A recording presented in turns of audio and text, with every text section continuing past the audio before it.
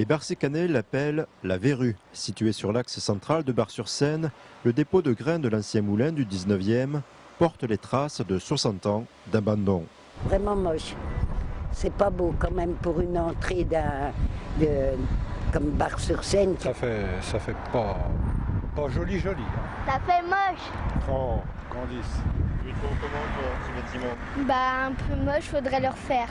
C'est aussi l'avis du nouveau propriétaire. Depuis le 8 avril, au sein de la société Renaissance du Moulin, il détient les clés des 1134 mètres carrés aménageables. C'est pas la bonne clé. Tous les verrous au lancement de la rénovation sont loin d'être ouverts.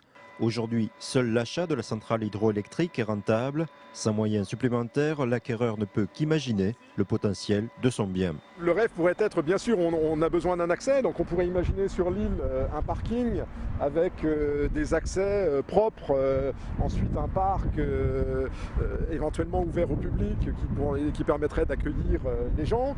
On pourrait imaginer en haut des petits appartements, un loft éventuellement au 4e étage pour bénéficier de la vue. On imaginerait un restaurant ici avec une terrasse, salon de thé ou l'été. Vous vous imaginez ici, par un jour comme ça, ensoleillé, en train de siroter une flûte de champagne ou quelque chose comme ça. Avec évidemment les gens plus liés au tourisme ou au champagne dans les 2 premiers étages par exemple. Maison de champagne, conseil général et régional, cette volonté commune ravit le maire. Située dans un périmètre classé, cette propriété privée ne peut être ni rasée ni rénovée sans respecter l'architecture traditionnelle. Le maire, désespéré de trouver un propriétaire soucieux du patrimoine. C'est quand même la première fois qu'un propriétaire nous dit « je suis prêt à participer, à mettre de l'argent pour rénover le bâtiment ». Donc il y a quand même un espoir. L'espoir, il est là. Bon, ce qui n'était pas le cas avant.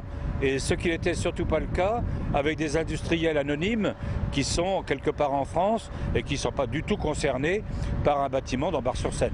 On n'attend pas de rentabilité financière de la réhabilitation de ce bâtiment. Non, pas du tout. On attend de rester propriétaire, de pouvoir bénéficier d'une partie de ce bâtiment plus tard, d'en vendre des morceaux, de ne pas rester propriétaire de l'intégralité du bâtiment. Et ce qu'on souhaite, c'est la satisfaction d'avoir contribué à réhabiliter ce bâtiment. Il ne faut pas oublier que, encore une fois, je suis né à Bar-sur-Seine, on est du coin, et ce bâtiment nous gêne comme il gêne aujourd'hui beaucoup de Barsécanais et beaucoup d'Aubois. Autre point gênant, le montage financier public-privé afin d'investir les 1 million d'euros nécessaires aux travaux de rénovation.